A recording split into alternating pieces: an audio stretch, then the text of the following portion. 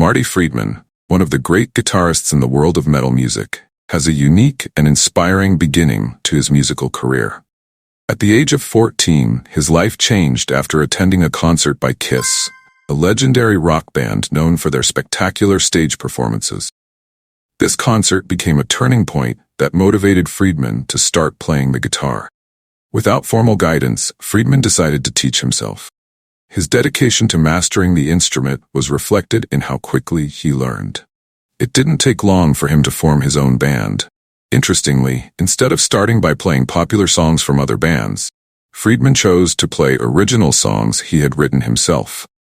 This choice wasn't without reason. For Friedman, creating his own songs was easier than playing cover songs.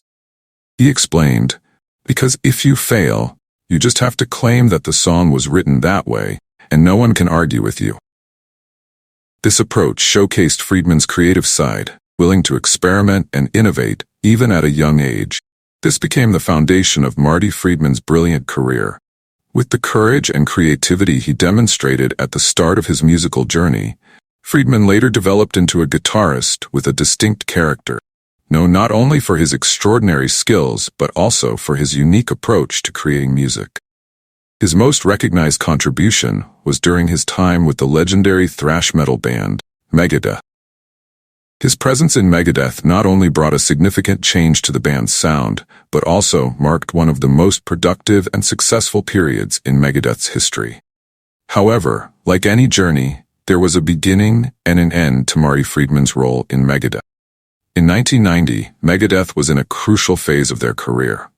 After releasing highly influential albums in the thrash metal world, such as Peace Sells, But Who's Buying, and So Far So Good So What, Megadeth was searching for a new guitarist who could bring a new dimension to their music. When Jeff Young left the band after the tour for the album So Far So Good So What, Dave Mustaine, the founder and frontman of Megadeth, began the search to replace the guitarist. Marty Friedman, who was already known as a talented guitarist from the band Cacophony, caught Mustaine's attention. After Cacophony disbanded in 1989, Marty Friedman auditioned for Megadeth. After hearing about it from his friend, Bob Nalbandian, he officially joined the thrash metal band in February 1990. Friedman was known for his extraordinary guitar technique, and his playing style combined neoclassical elements with the speed and aggression of metal. Friedman officially joined Megadeth in 1990 and immediately got involved in the making of the album Rust in Peace, which was released that same year. This album became one of Megadeth's greatest works, featuring several songs that became classics in the thrash metal genre, such as Holy War's The Punishment Due and Hangar 18. Friedman's unique guitar playing style, with solos that were both technical and melodic, gave Megadeth's music a new identity, combining speed and complexity with careful harmonization. The success of Rust in Peace propelled Megadeth to the peak of fame. Friedman continued to be an integral part of the band for the next 9 years, contributing to other important albums such as Countdown to Extinction, 1992, Euthanasia, 1994, and Cryptic Writings, 1997. Under the guidance of Friedman and Mustaine, Megadeth evolved not only as a thrash metal band, but also as a band that could reach a wider audience with more complex melodies and more diverse song structures. Friedman brought a strong sense of melody and a more dynamic approach to guitar playing, making Megadeth songs more broadly appealing without losing their metal edge. After nearly a decade with Megadeth, Marty Friedman made the surprising decision to leave the band that had brought him to the peak of popularity in the world of metal music. This decision was not sudden, but rather the result of deep consideration about his career and musical direction.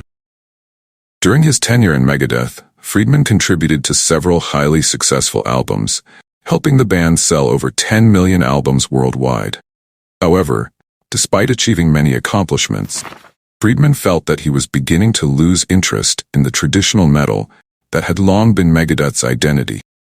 In several interviews, he admitted that he was getting tired of holding the flag for the genre. This dissatisfaction was related to his feeling that he could not grow as a musician. He continued to be trapped within the rigid boundaries of the metal genre. Friedman also stated in an interview with UltimateGuitar.com in March 2007 that he wanted Megadeth to move in a more aggressive direction. He preferred a more straightforward and intense approach to their music. However, at the same time, Megadeth began experimenting with pop elements that became increasingly dominant in their work. The album Risk, 1999, is an example of this new direction, where the band incorporated more pop elements into their music. Friedman felt uncomfortable with this change. For him, if he had to choose, he would rather play pure pop music than a pop-metal combination that he considered half-hearted. This feeling strengthened his conviction that Megadeth was no longer the right place for him to grow and fully express his musicality. Friedman's decision to leave Megadeth marked the end of a very important era in the band's history.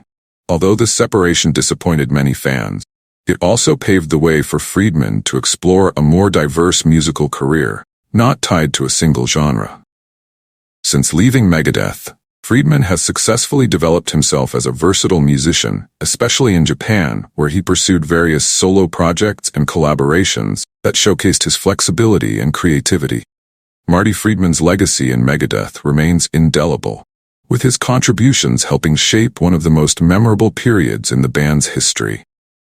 His decision to leave Megadeth reflects a desire to continue growing and exploring as a musician, ultimately reinforcing his status as one of the most multi-talented guitarists in the music world.